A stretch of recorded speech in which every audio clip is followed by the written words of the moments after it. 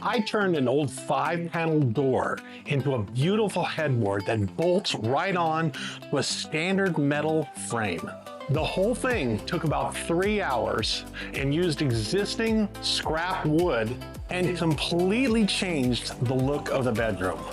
I'll show you exactly how I did it and the one mistake that I made that can save you a ton of time if you try to do this yourself.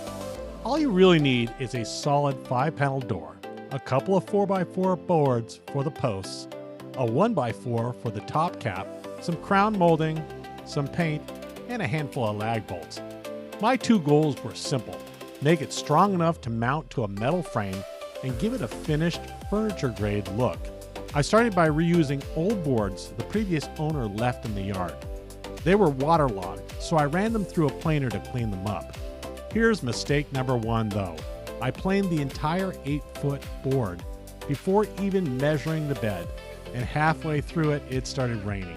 What I should have done, and what you should do, is measure first, cut your pieces, then only plane what you actually need for the post.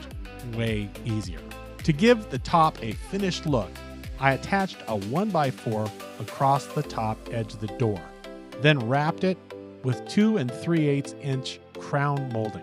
That small detail instantly made it feel like a custom piece instead of a leftover door.